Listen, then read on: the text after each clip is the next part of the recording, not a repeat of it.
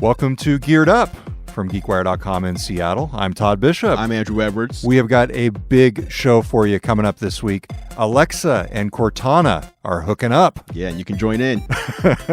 Too far, Andrew, too far. Microsoft and Amazon are announcing a surprising new partnership that bring together the two voice assistants. Plus, we test Alexa's new multi-room audio feature. This is very cool. It is. We've got two Alexa devices right here on the table with us, and we're going to show you how Amazon has enabled the ability to play audio across different Echo devices through your house. Plus, Andrew tells us the sordid tale of a headphone company that went out of business and his sort of unwitting role in the surrounding controversy, and unjustified role. That's right. But the commenters out there have been taking you to task, and we're going to give you a chance to address those. We're doing that today. That's right. All right. So all that and more coming up this week on Geared Up. Before we jump in, let's just give you a quick reminder. You can subscribe to Geared Up via any podcast player that you happen to use. Apple Podcasts, Google Play. The best way to find those spots is to go to geekwire.com/gearedup. Plus, if you want to catch the behind-the-scenes live stream, go to youtube.com/gearlive, which is Andrew's channel, where you can also see his reviews. That's right. All right, let's talk about our first story. A surprise announcement from Microsoft and Amazon this week. Mm-hmm. These are two companies that ostensibly would be rivals in this world of artificial intelligence assistants, Cortana and Alexa. Right. And they announced, though, this morning that they are actually connecting these two. This is so weird. It's very interesting. So you're going to be able to say to Cortana or Alexa by the end of the year, Alexa, open Cortana, or Cortana, open Alexa. And then from that, you will have a portal to interact with the other company's virtual assistant, voice assistant. Right. And this is interesting in part because it kind of creates a partnership between Microsoft and Amazon. Of course, it's a Seattle area partnership, but it also leaves Google and Siri, the Google Assistant and Apple Siri, out on their own to some extent. Right. And it'll be interesting to see if they end up joining this. Like you could open Alexa and say, "Hey, go to Siri," or go to Google Assistant. That's so strange. Like these things aren't that different from each other. I don't know what having Cortana on my Alexa device does for me that Alexa can't already do. I can see the benefit for Amazon being on the PC. They get to be on the PC now. But they could have also just created an app, I guess, that you could install on your PC that would allow you to have Alexa capability. So I don't know. It's kind of odd so the asking Alexa to open Cortana or vice versa, that's like the first stage. It is what they said. So there'll be closer integration later because it is kind of clunky. Hey, Alexa, I want to talk to Cortana right now. Could you go get her for me? Get your friend. That's odd. Well, so I do see the differences between Alexa and Cortana. Alexa is obviously much more focused on home scenarios and this whole idea of controlling your smart home, which, by the way, I've been doing a lot of here in the GeekWire conference room /studio. So we'll have to talk about that on a subsequent show. But Cortana is much more about work and productivity and things like, reading email or finding your next calendar appointment. And of course, Alexa can do some of those things, but it feels like Microsoft has really created a specialty in terms of that work productivity stuff as it relates to Cortana. Yeah, but all these things are just like APIs. So Microsoft could have just said, hey, we have Cortana. Let's hook in smart lights. For example, they could have done that if they wanted to. Let's control, the thermostat. They have that Cortana thermostat that's even coming. So it seems like they're getting into this. They're already going there. I think it's a recognition, though, that these two companies have different strengths and weaknesses. And I think Amazon won't be as good, ultimately, as some of the productivity scenarios that Microsoft has, because it doesn't have Office. It does have its own versions of some of those things through Amazon Web Services, but Microsoft has that specialty.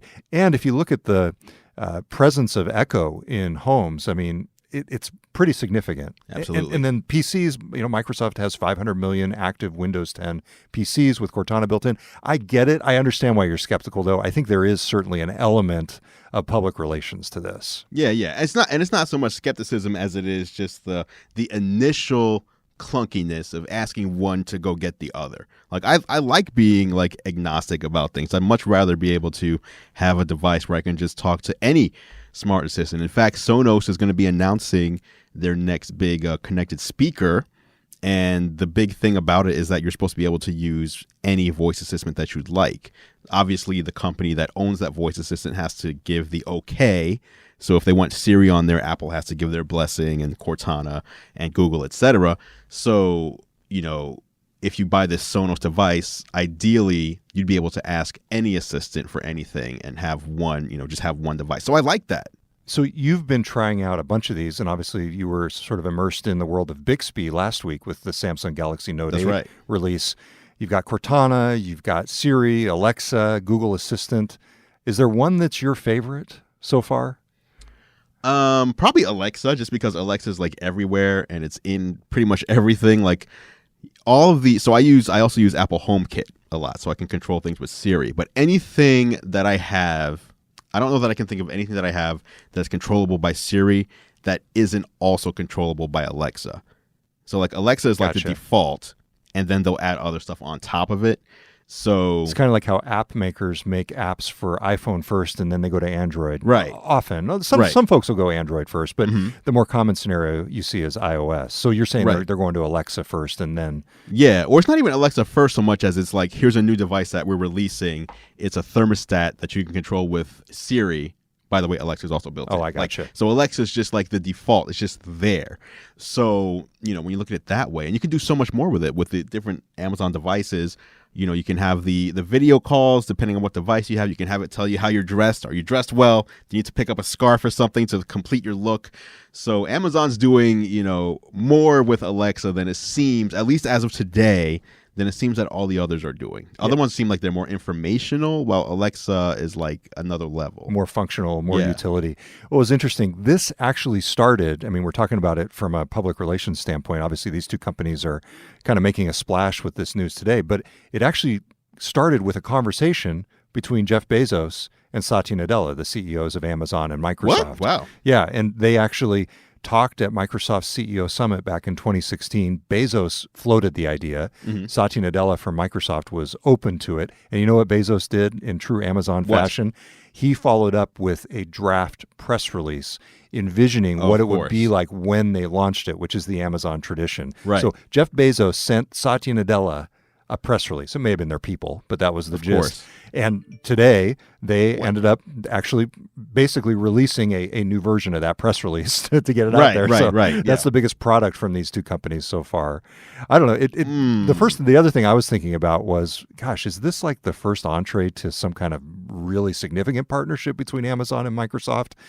Under Satya Nadella, Microsoft has been much more willing to partner with other companies. Yeah. Not like an acquisition or a merger. I think that would be ludicrous. Right. But the whole idea that maybe these two companies could work together, although, they compete so much in terms of Amazon Web Services and Azure. So at any rate, lots of interesting stuff. I like it. Like I said, like if this is just the beginning, like I'd love to see, Google and Siri, like just put them all, like make them all accessible from anything. Like that would be the ideal world rather than having to buy a device for one assistant and then you change your phone, so now you need to swap out all your stuff in your house. Like that's silly. Well, it's happening to some extent through third-party apps. Like Microsoft makes the Cortana app work on iOS and Android, but that's not the same as native integration. And then we've seen some of that. Like what was the HTC phone that we tried out that integrated Alexa into it? Oh, I'm testing you here, Andrew. I can't remember. No, I don't remember. Yeah, but it was the HTC phone that you squeeze on the side.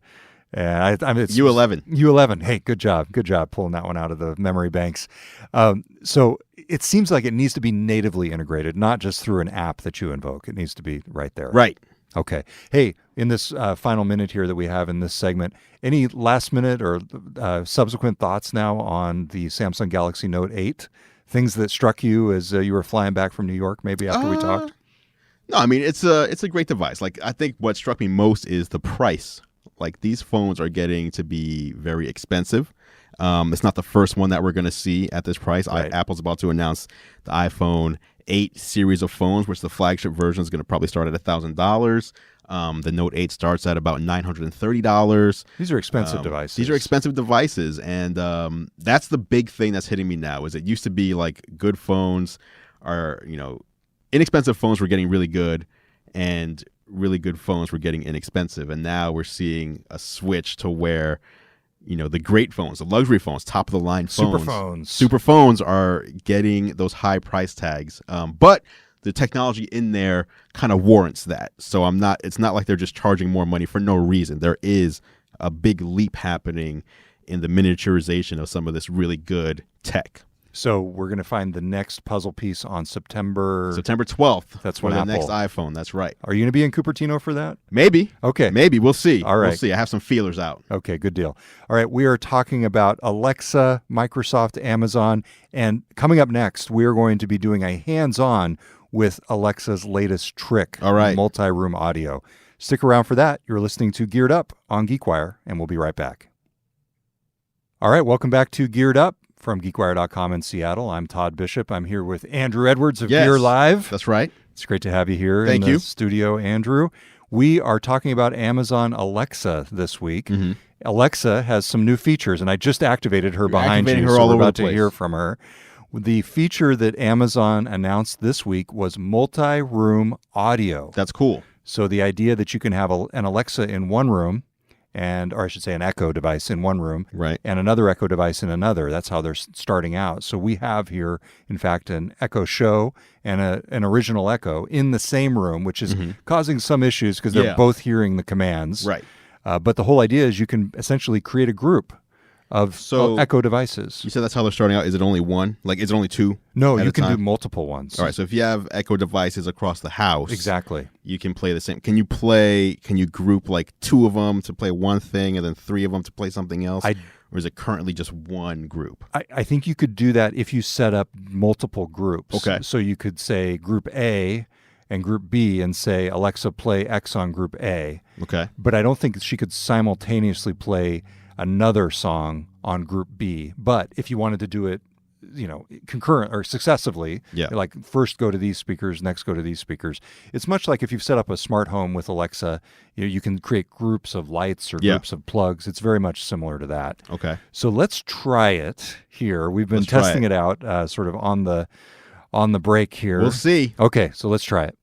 Alexa, play classical music on Rooms Group. No, it did not do it successfully. So what happened is the Echo over there heard you and took your Which command, is not really a real-world scenario. Right. Usually you don't have them 4 feet apart from each other. All right, let's try it one more time. Alexa, play music on Rooms. Here's a station you might like. Adult Pop from Amazon Music. Playing on the Rooms Group. There it is. Okay. All right, there it is. So there you go. It's in stereo. Well, not in stereo, but it's on multiple speakers right now happening. Yeah, and that has been, to be fair, Alexa, stop. So that, to be fair, is exactly how it has been working when we've been doing it. So that is the feature. So what they're doing initially is they're rolling it out on Echo devices, and then eventually they will roll it out on other devices. So they've already announced plans to integrate it with Sonos, Bose, and some other ones. So that is actually pretty interesting. And what they're doing is you'll be able to do that on devices that incorporate Alexa itself into them. In other words, you can speak to those devices directly and have Alexa inside them hearing you. And also you can do it on devices that are essentially using Alexa as a control mechanism from an Echo.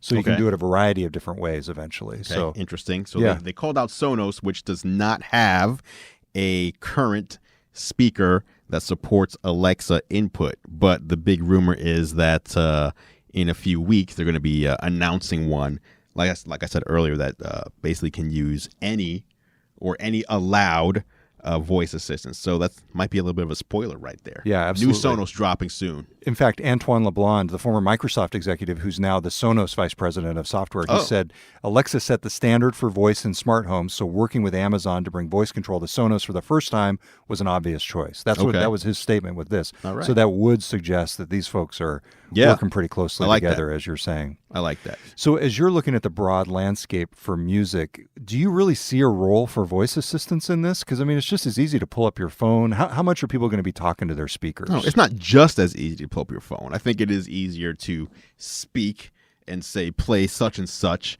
rather than pull out your phone, unlock your phone, find the app, open the app, do the search, hit play.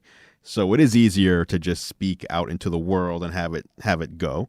That said, it's not like it's super difficult to use your phone. It's way easier nowadays than it was to like go find a tape or a record and set all that up and everything is CD.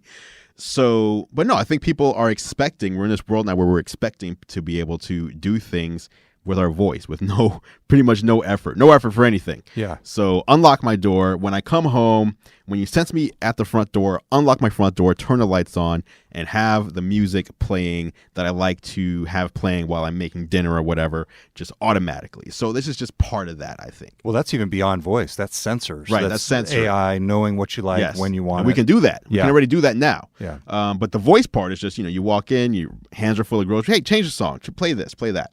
So I think it's cool. Like, we're going to see that with Apple has their HomePod coming. Amazon is apparently the rumor is they're going to ship a new full-sized Echo.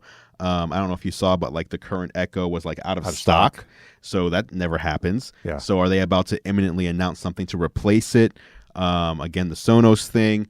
So Samsung is rumored to be releasing their own standalone speaker with Bixby built in. So this is just another one of those things on the frontier where everybody wants to get in on the smart speaker craze. It's interesting from this perspective as well. This is one more reason to get more than one Alexa device. Yeah. And you saw this initially with the intercom feature. The idea that if you had two Echo devices in your house, you can use it almost like an old-fashioned intercom now. And so now you've got one more reason if you can stream music across all these devices. And I will just say once again, it has worked pretty reliably on a good network connection and in multiple rooms. So what's your home like? What's my home like? You got Alexa out there? No Alexa devices at all. No, I know. And that's What? where, yeah, I know. Right next to my Xbox 360, I have no Alexa devices. Okay. So a lot of the experimentation I do is in the office. Okay. It's easier. Everybody can test it out here in the office. At I'm not home, intrigued by any of this. I am. And in fact, one of the things I've been talking with my wife about is getting an Echo Dot to plug into our sort of, old generation Bose speaker system on the counter. I think she'd like it a lot. Right now, we've got an original iPod Touch put into the Bose. This guy with the old school Bose original dock. things. Yeah. You had a 10-year-old iPod Touch connected there. Exactly. Okay. It might not be quite that old, but it's pretty old, pretty back there. Well, how about yours? How's your smart home going? Man, I have a lot going on over there. How many Echoes do you have? I have one full-sized Echo, 2 Echo Shows. That's an Echo Show, right? Yeah. 2 Echo Shows, and then 4 Echo Dots. And so I kind of spread them around the home. And it's just interesting because pretty much no matter where I am, I can speak now. So usually if you buy one or two, if you buy one Echo, you have to be like in the same room, right? But now that I have it spread around the house, you can pretty much just talk anywhere you are and have things happen. It's just which like is cool. The Star Trek computer. It's ever present go. wherever you are, no matter whether Everywhere. you're on the bridge or in your quarters. Right. You can do whatever you want. You can tell the computer to do whatever you want. Yeah, and I'm an early adopter, obviously. But the weird thing is, though, like this thing's always listening.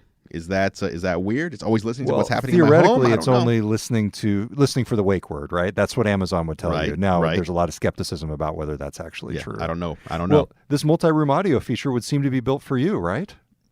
Yes, but I have Sonos in almost every room, and the Sonos works way better than, even if this was working the way it was supposed to, Sonos just lets you mix and match on the fly, like in any way you want. You don't have to this is one group, this is another group. You can just create groups on the fly, change things on the fly. So, but Sonos is very expensive. So this is a much cheaper way to get that, a very similar result. All right. So that is the rundown on the latest from Amazon Alexa, Microsoft Cortana, all sorts of voice assistants that are really evolving as the industry goes forward. We will be right back with the sordid tale of some wireless headphones that Andrew got sucked into. Oh, man. Yep. You're listening to Geared Up, and we'll be right back.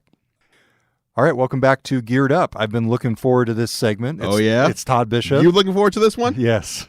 It's Todd Bishop. Andrew Edwards. All right, and we are going to be talking on this segment about some new wireless headphones called Kanoa, right? Yeah, I don't even know if you can call them new. I don't even know what we can call them. Yes. Well, at any rate, let's just start at the beginning. Let's tell the story of these devices. It's time for story time. So if you're listening on the podcast, strap in. I hope you have a long commute to work because we got a lot to talk about right now.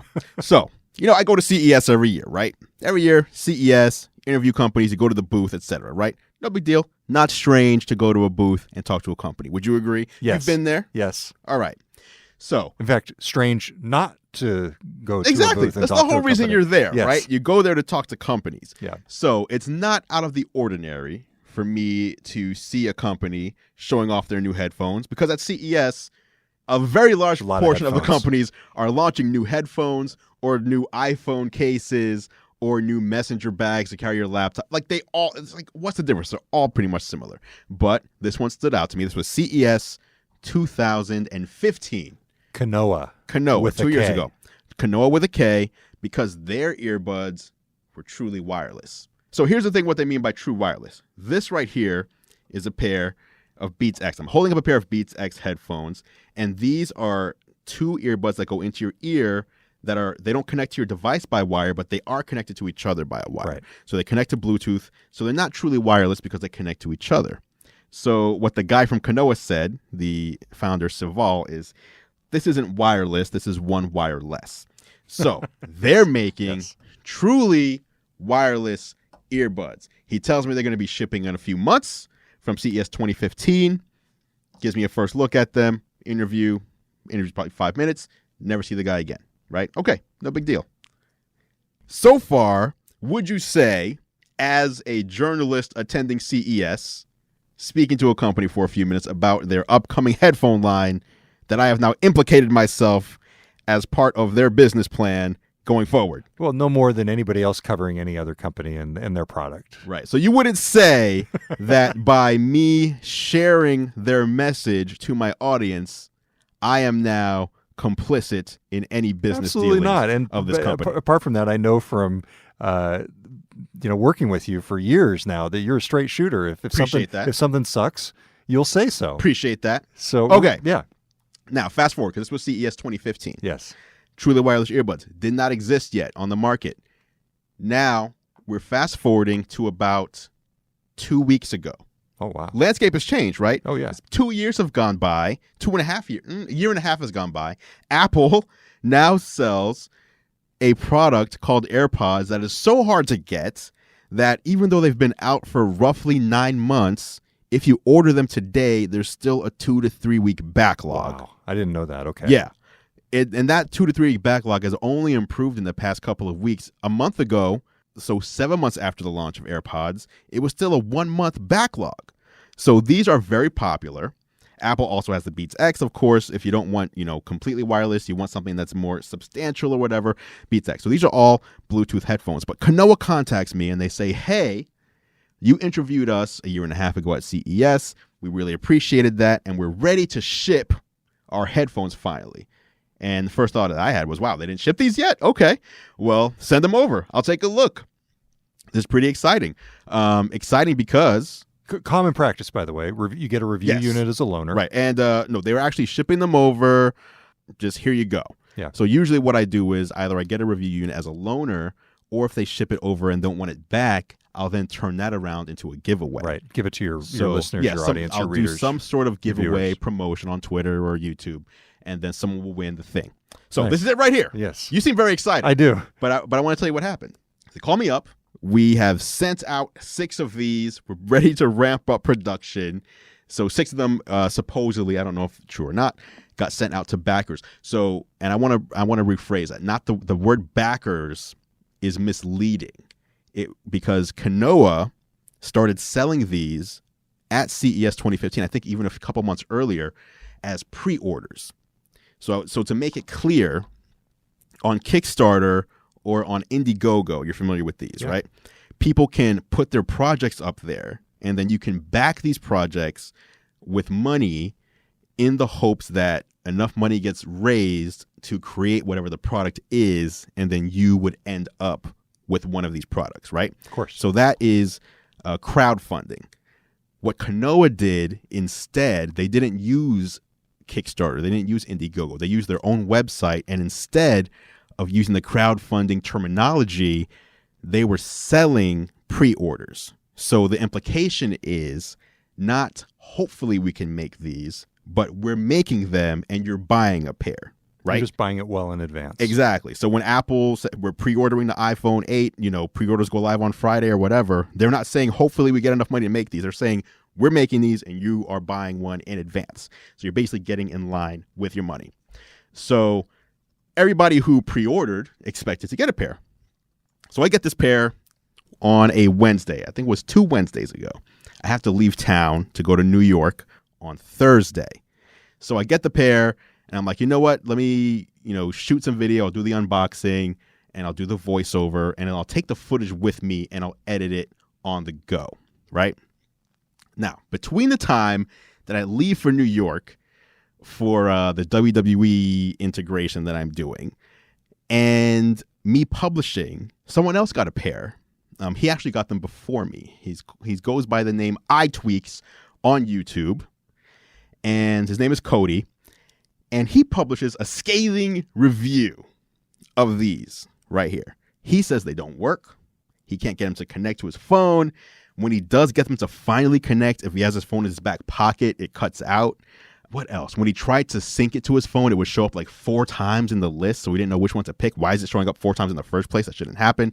When he wanted to charge them, the charging wouldn't work right. So he had all these issues. Bad right? experience. Very bad experience. So every time that he had a bad experience, he would call the company. He would call the guy and say, hey, here's another thing that's going wrong. Here's another thing that's going wrong. What is happening?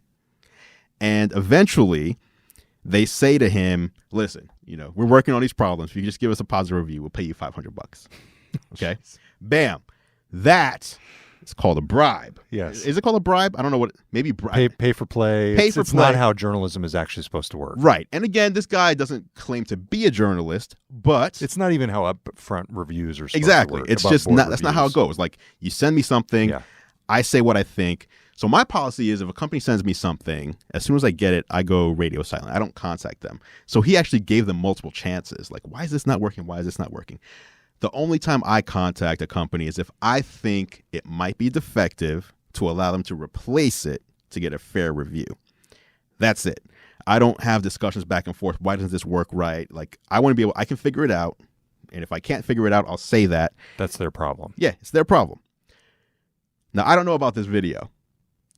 I published my video, which is an unboxing, on that Sunday, August 20th. So just basically saying, here's what they look like. Here's what it is. Let's open it up. Here's my early impressions, first impressions. I showed me like syncing it to my phone and putting them in and listening to them for, I probably used it for roughly 30 minutes in the course of creating that video. So not your most extensive review. So it's or not a review. hands-on. Yeah. It's a hands-on. It's early impressions. Publish that, go about my day. And all of a sudden, I'm getting all this hate, all these hate comments. Like, what's going on? And people start accusing me of taking $500. I must be paid off because one guy had a negative review. Then the company goes dark, starts deleting all their social media. And then it was either 1 or 2 days after my unboxing goes live, the company removes their website and replaces it with a we're sorry. But something like, I'm paraphrasing, due to recent negative reviews, our investor pulled out, and therefore we no longer have the money. That's it right there. That is the message. We no longer have the money to continue. So basically what they're saying is we're done. As a company, we have no money. We're not shipping anything. So and the we're done. people who paid the money have nothing. The people who've been pre-ordering. But of course, no, they're getting their money back, no, right? They're not. Because the company is saying we're bankrupt. So we have no money to give. Hence the vitriol directed toward right, you, Andrew. Right, and I would be upset. I mean, I wouldn't be that upset to start. How much did folks pay? So the product was to be $300 at when it went live. If you pre-ordered early, it was $150, and I think there was a second round that went to $200. I'm not quite sure, but I know at a minimum $150 up to $200. No one paid the $300 though, because that was supposed to be the price it went after. So everybody's saying if this guy had a negative experience, the other guy, he couldn't get anything to work, and this other guy posts a positive thing, and the other guy was offered money to post something positive, this guy who posted something positive must have taken the money. Yeah. Well, that's incorrect. Okay. Because here's the other scenario. They never approached him and said, hey, here's headphones and here's money.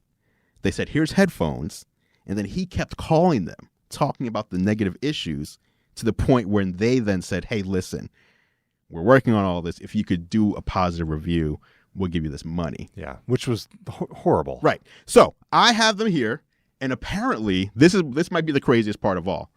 I may have the only working pair of these headphones in the world. You've got a collector's item. Right.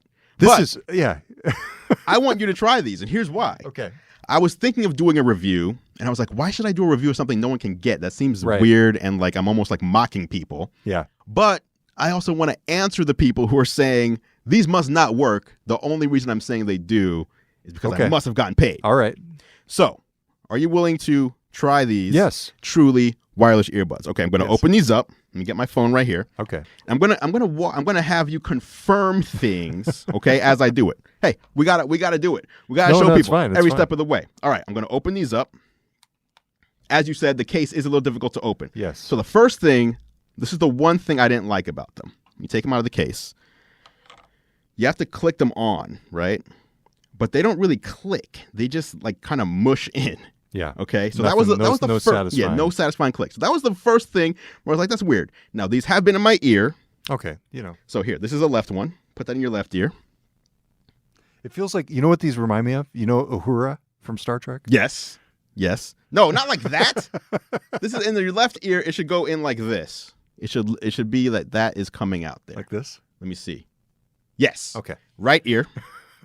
I'm gonna play a piece of music for you. Do I have that in right too? Yeah, you got it in. So first thing I want to show you. Okay. Okay. I'm in my music app. Okay.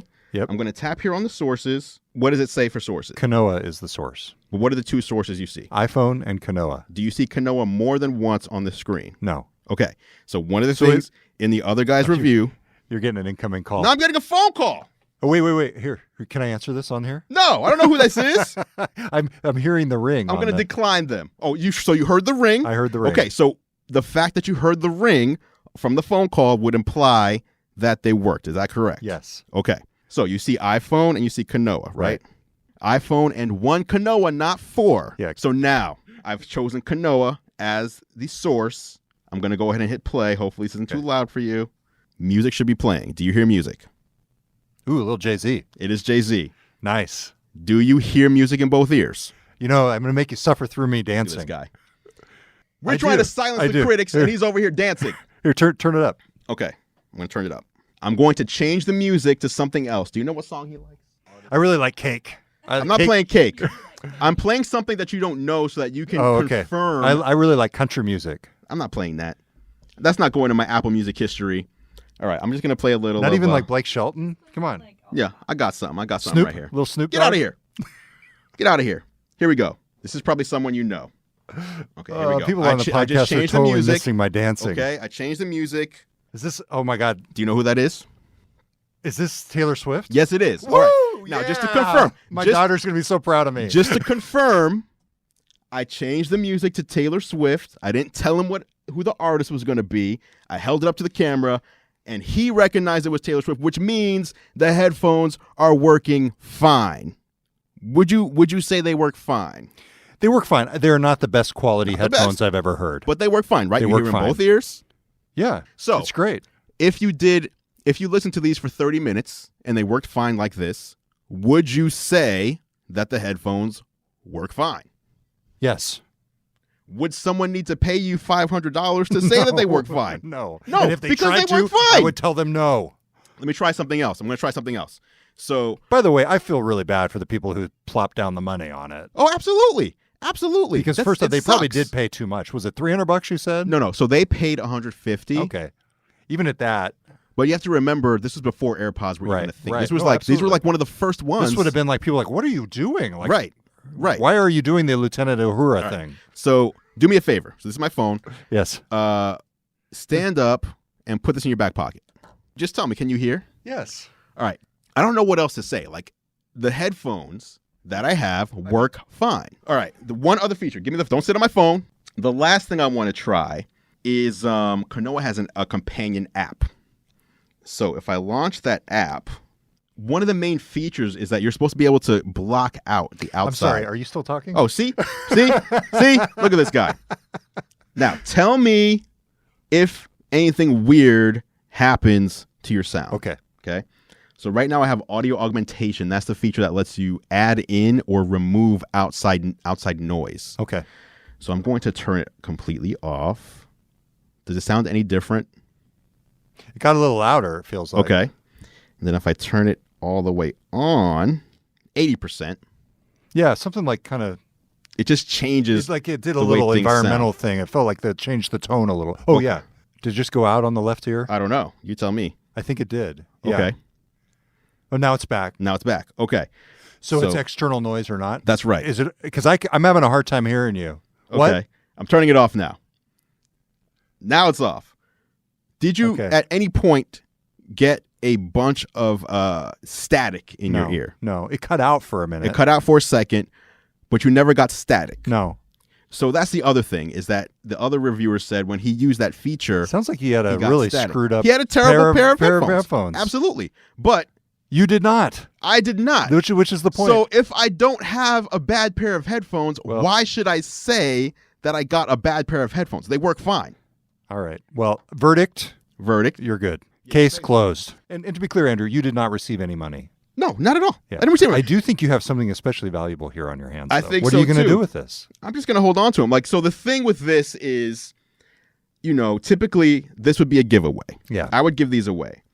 But there's such a negative madness around this product. That to give them away would just stir the hornet's nest. Yeah, like I would feel like I'm How adding. about this? Here's an idea for you. What if you somehow got only people who paid for the pre-orders to participate in the giveaway somehow? Would that be logistically possible? Well, here's the problem I have with that. And you may be calling me petty at this response. But how do I know that they weren't one of the people who were going after you? Yeah, because it wasn't just negative comments. comments. If they were, they'd have to apologize. Yeah, it was there was a campaign. Oh, really? Of people. It was on Reddit, on Facebook, on Twitter, on YouTube. Like people trying to discredit me and what I do for a living. So it's like, hey, he actually showed they work. Now I'm his friend because I want them. Yeah, no, that would be pretty bad. Okay. No. All right. Well. At any rate, those are the Kanoa headphones. You will not find them at a store near you because... The only working pair right here. That's right. It's crazy. Yeah. It's too bad, though. I mean, in all honesty, that's the thing that people have to remember, even though they didn't use the crowdfunding terminology. If you're paying something in advance from an unknown company, there is a very good chance. We've seen it with Kickstarter all the time, and I know it's not the same thing, but companies that don't have the product yet and they're banking on your money to make the product, there's a good chance that you might end up with nothing. Yeah, buyer beware. It sucks. Yeah. All right. Very interesting stuff. We will link to everything we talked about, including your video on the Kanoa. Including my video, yes. From the show notes on Geared Up. In that last video, I changed the description I did some research and found how people could actually potentially get a refund from their credit card company and their debit card companies. I listed those steps specifically in the description of that video. So if you are someone who bought a pre-order for Kanoa, check that out and see if those steps work for you. At the very least, you can at least get your money back. All right. Good stuff. Thanks, Andrew. Absolutely. All right. He's Andrew Edwards. I'm Todd Bishop. We'll talk to you next time on Geared Up on GeekWire. Thanks for listening to Geared Up, the weekly tech and gadget podcast. Check out more of Andrew's reviews at youtube.com/gearlive and follow all of our coverage at geekwire.com.